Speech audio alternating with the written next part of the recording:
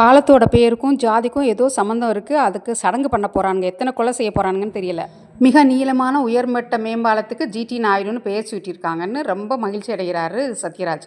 அதே சமயம் ஜாதிகள் இல்லைன்றாரு. என்ன கான்ட்ரவர்சி. அப்புறம் ராமசேதுன்ற இந்த பாலத்தை பாருங்கள்.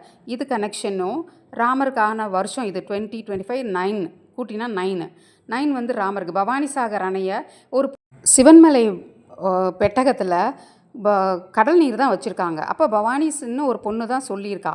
அதுக்கும் இந்த தொண்டையில் அடிப்பட்ட ராமனுக்கும் ஏதோ சம்மந்தம் இருக்குது. அது தவிர 9/11 அன்னைக்கு உணவு திருவிழா நடக்க போகுது கோயம்புத்தூரில்.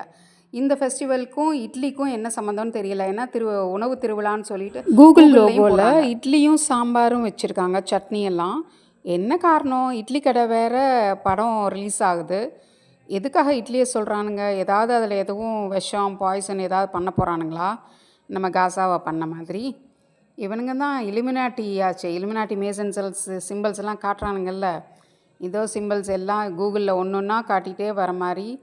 ஒன்றும் என்ன காரணத்துக்காக இட்லியை பண்ண போகிறானுங்கன்னு தெரியல. இவனுங்க அணைய போகிற விளக்கு தானே, அப்படி தான் எரிஞ்சிட்டே